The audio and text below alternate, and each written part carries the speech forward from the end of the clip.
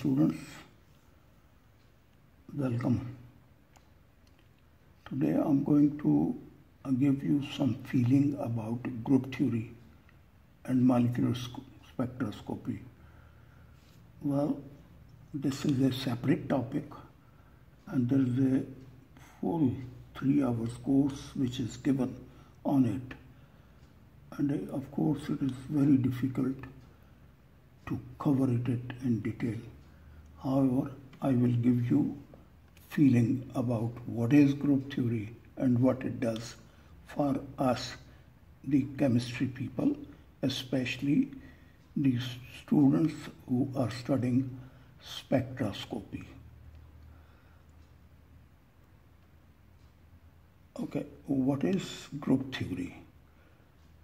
It's, as far as I can say, it's nothing. It's just a collection of things classified with respect to certain common characteristics. Okay, we can divide different things according to the properties which have. Okay, for example, see periodic table. There are groups there. Group 1, lithium, sodium, potassium, rubidium. And then there is a group 7, chlorine, bromine. Okay, group 1 elements, they have similar property. Same is true here. So what is group theory? It is simply a theory about groups. Broadly speaking, group theory is study of symmetry. Now here is some geometrical shapes. You can see there are triangles. Okay, they look very symmetric, no doubt about it. But in group theory, okay, which is of course in these three, which one is more symmetric? Well, it is difficult to decide. From these three, which one is more symmetric? So group theory deals with that kind of subject. And see, this is tetrahedral chemistry again, octahedral. Out of these two, which one is more symmetric? That is the question which the group theory will answer. In these two, okay, if you see all the sides are equal, okay, this is more symmetric than this one. Let's go to the now next slide. Okay.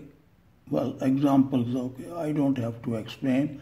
Group of human beings have life and free will. Group of men or group of women, group of animals have life but no free will. Okay, group of cows, monkeys, all these. Okay, group of parrot, group of Christians, Muslims, Hindus. Okay, they divide themselves on the basis of the belief each one has. So that is the dividing thing. The political group, People Party, Muslim League, etc. And group of odd numbers, group of even numbers, and so forth. Group theory is a theory that exploits properties of the group.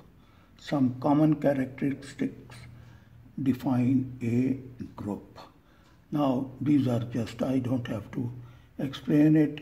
Okay, it's a group of animals. Okay, group of puppies or kittens. Okay, look so beautiful. Okay, group of men, women. So certain particular characteristics, okay, divide women from men. Group of birds and symmetry. What is symmetry? Okay, symmetry and group theory. Symmetry is orderliness, harmony, systematic, organized, regular, methodical. Symmetry pleases our eyes and mind. Imagine symmetry in art, flower, animal, birds, butterfly.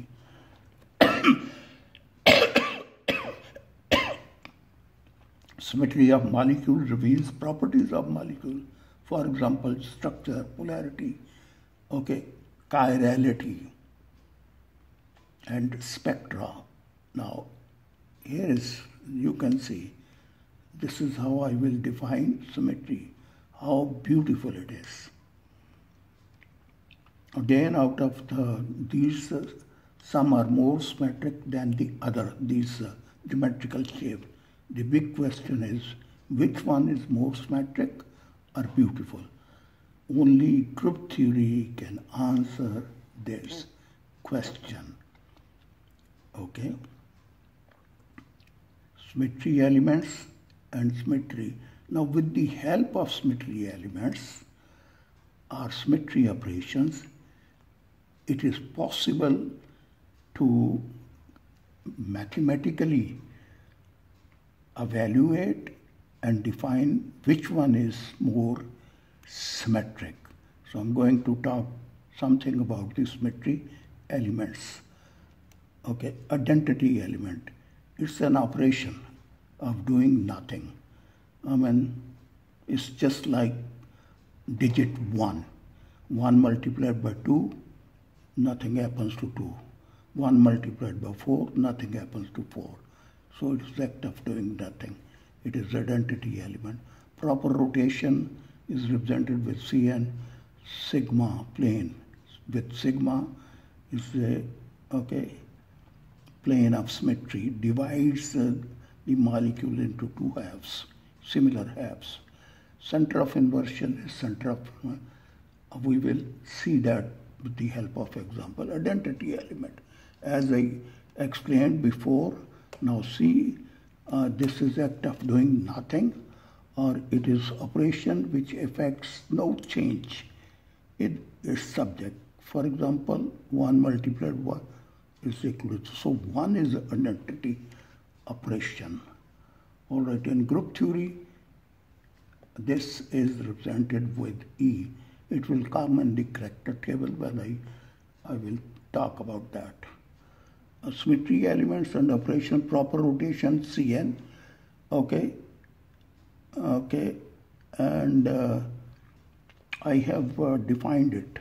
N is equal to full angle 360 divided by degree of rotation. When N is equal to, it is 180 rotation, okay, divide this by 2, it will become 180, okay, so it is a C2.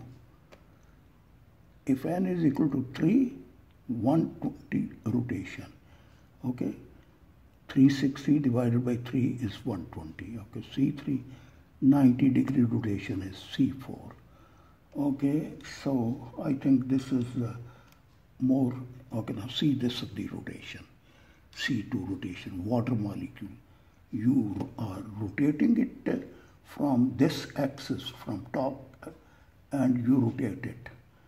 So, the same green ball after 180 rotation, okay, comes back.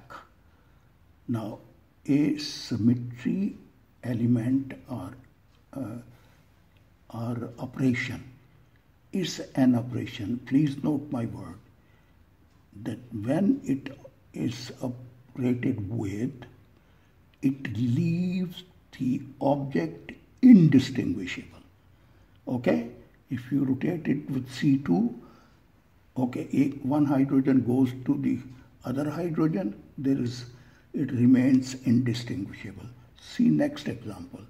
This is bromine trifluoride, okay, BF3, C3 rotation, 120 degree rotation, you can see like this, and this red fluorine with 120 rotation will go to the other fluorine. So again, there will be no change in the molecule. So it leaves the object indistinguishable. This is what it is, rotation. I think you should see the books, and that will explain it more. I have already given you some references, so you can see that in more detail. Okay, now this is a C3 rotation, successive rotation on trigonal bipyramid. So you rotate it, it's ammonia molecule. You can see 1 can go to 3, no change. 3 can go to 2, no change. So this C3 rotation is an operation because when applied on this molecule, trigonal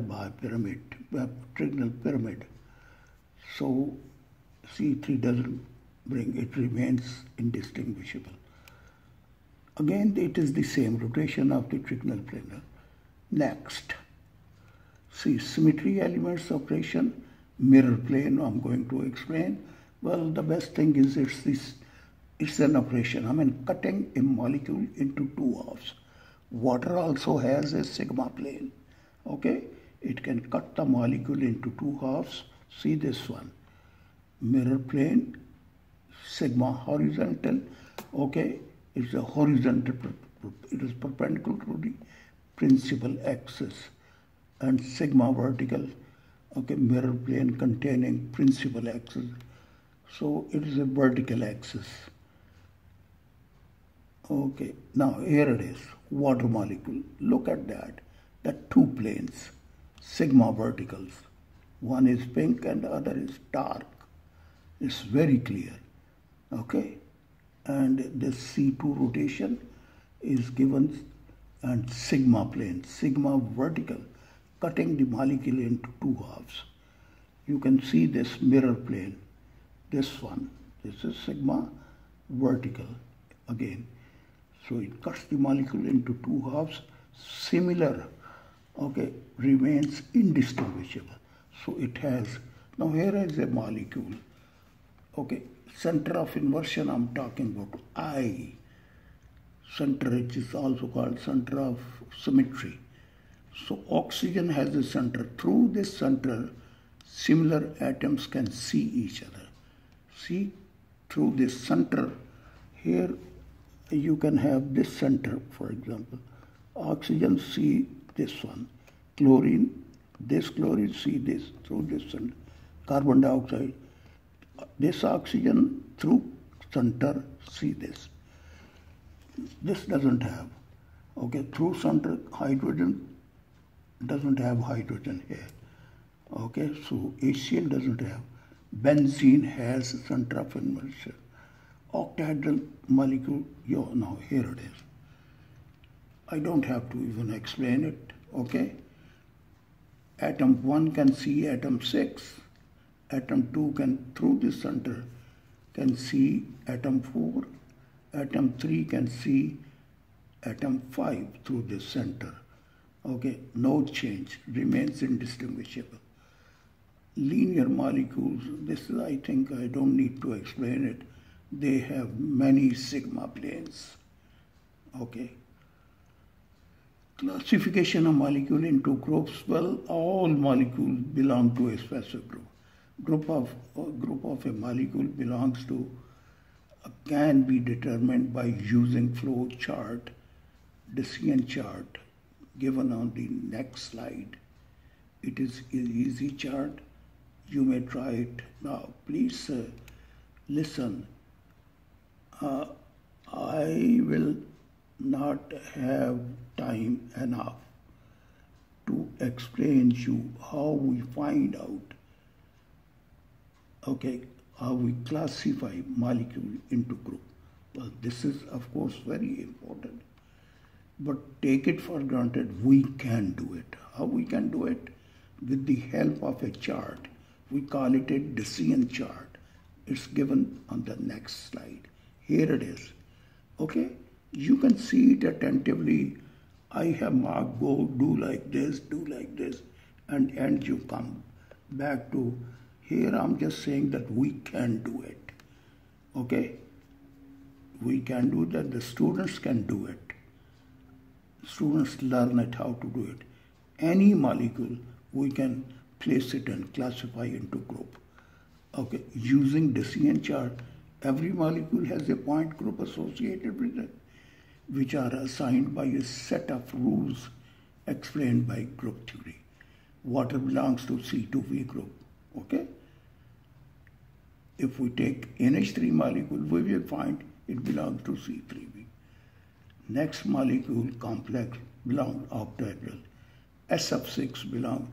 So with the help of that chart which I mentioned, we can we can easily find out which group it belongs to. Okay, well, here is H2O, okay, belongs to C2V group. It's written there. NH3 belongs to C3V group. This belongs to D infinity H. And then this C infinity V, okay, and similarly the complex of D4H group. Now, okay, now this is octahedral group. No need to character. This is very important.